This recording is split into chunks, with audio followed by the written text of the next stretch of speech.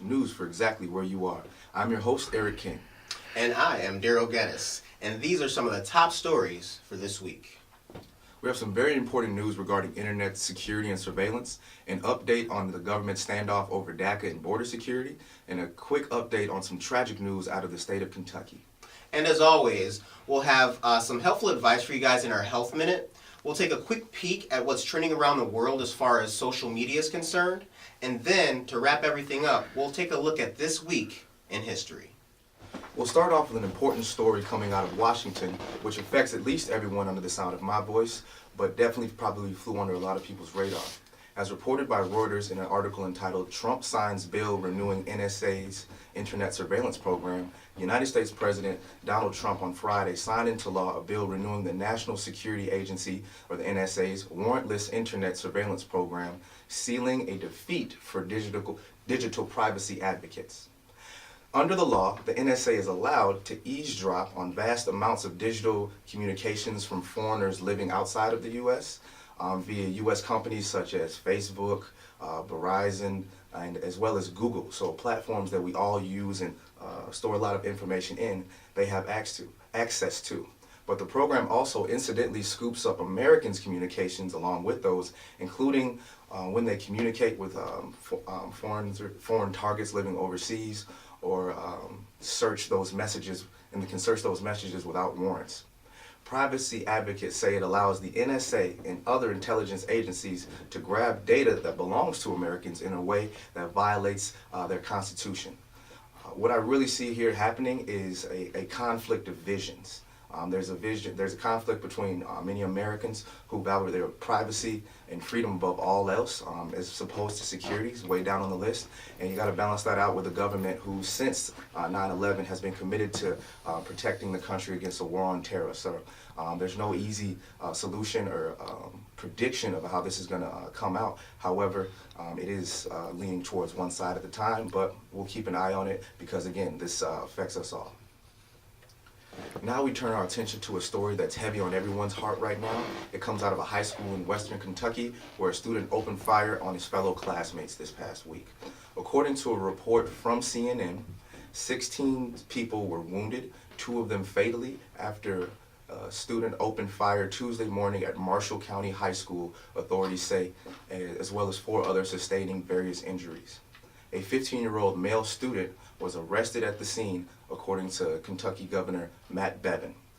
On Wednesday, he was charged with 2 counts of murder, 12 counts of first-degree assault, according to the attorney's office. After the boy has a probable hearing and is detained, he will face prosecution as an adult. He will not be charged as a minor, but they're looking at this as an adult offense. And however, I can't disagree with it. It does hurt my heart to see, children in that situation, but these are the times we live in.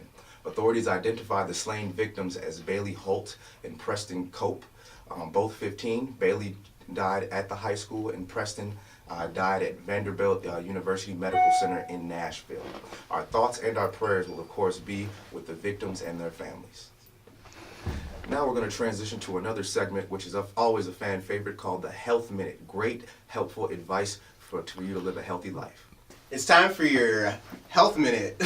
Today, we will be talking about inflammation and some of the natural remedies you can institute should you find yourself suffering from inflammation.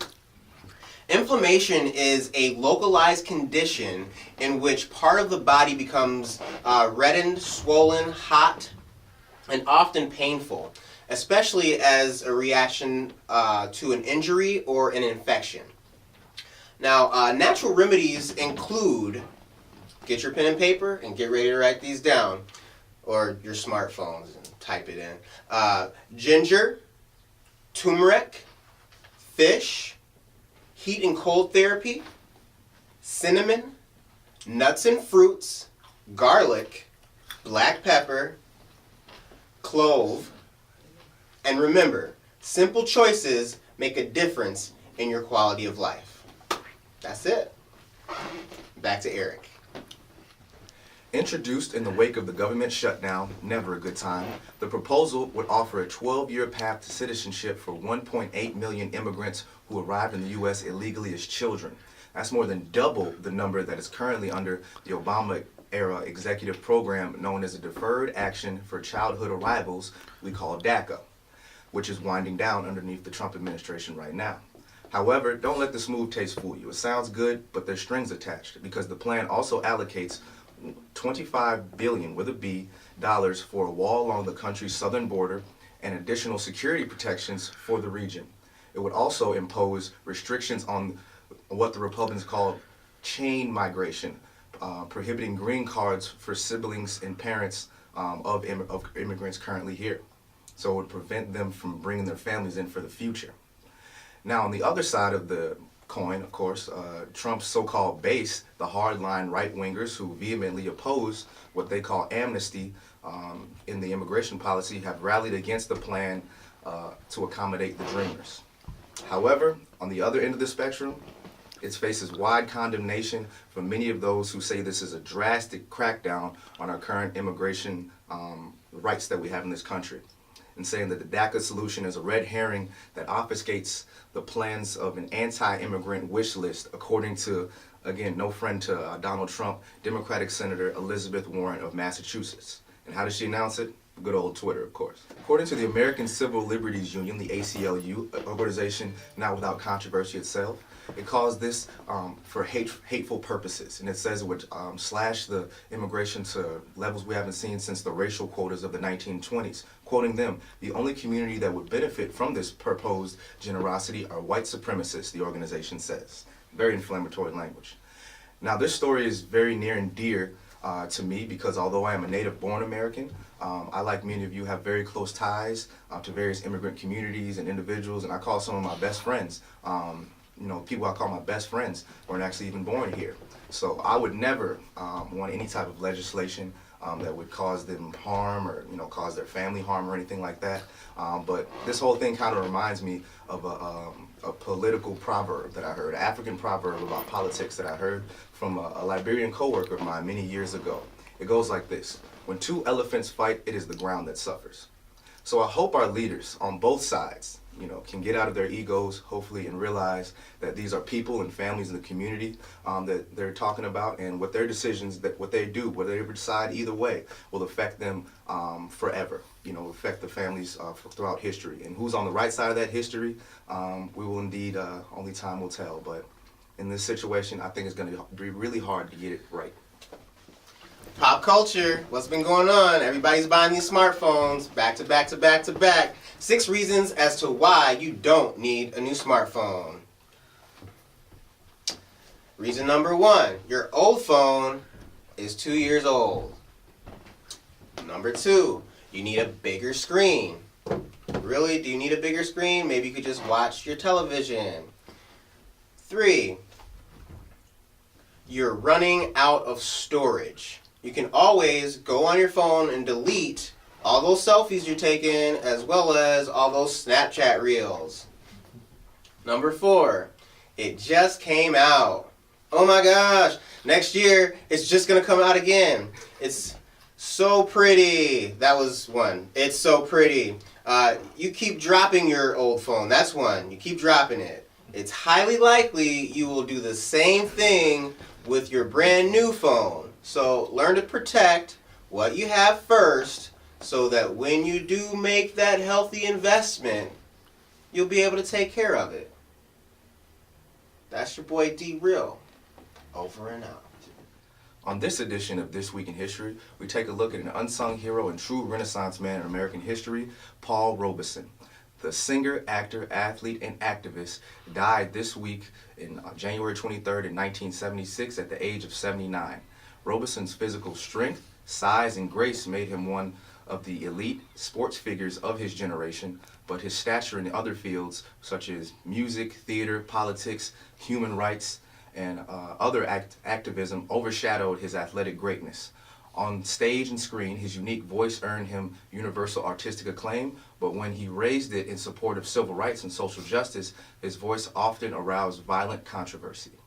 Paul Leroy Robeson was born in Princeton, New Jersey on April 9, 1898, the son of a father born into slavery and a mother raised as a vocal abolitionist. Robeson's academic and athletic achievements earned him a scholarship to Rutgers University in 1915, where he became not only a four-spot letterman and two-line All-American football star, but a member of the Phi Beta Kappa and class valedictorian. All of this while being the third African American student in school in the school's history. Robeson moved to Harlem after graduation, where he worked his way through Columbia University Law School as an actor and a professional football player.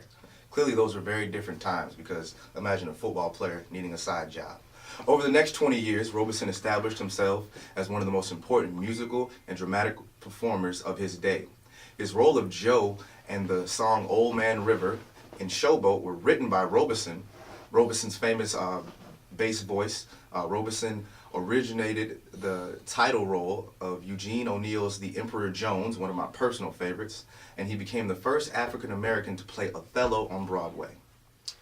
By the 1940s, Robinson's international artistic reputation was well established, but it was rivaled by his reputation as a political activist.